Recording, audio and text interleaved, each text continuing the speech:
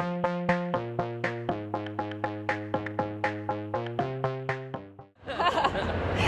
are here today with my Geekeasy and Richard Karn, who you were such a huge part of my childhood. I hope that doesn't make you feel too old, but you were... I am old. I'm just going to start out that with saying I am old. It's okay.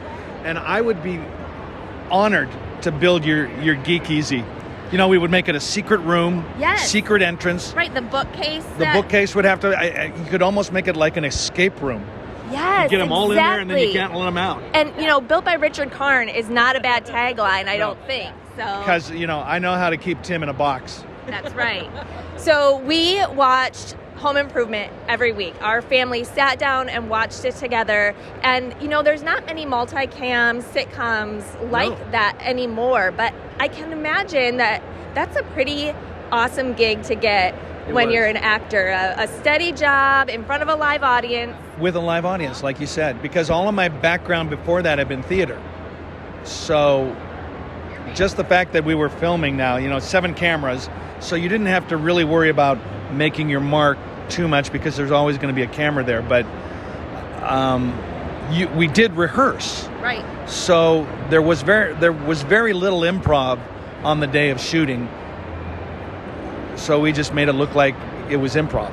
Right. You just act like that. Well, and we're theater people too, and so we know that you become almost like a family with your cast. And I imagine when you're with a show for 8 seasons that you get pretty tight. So what was that experience like? That was so great. I especially after, you know, I spent a lot of years before that doing theater in New York,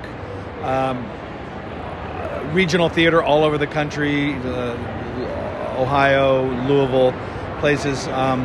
When I got Home Improvement, it was like, wow, I can do this. And it was only 25 weeks out of the year, and I don't have to necessarily look really hard for another job. Right. I can take a little time off. And my son was born the first season, which made it, you know, even better. So I didn't have to rush off.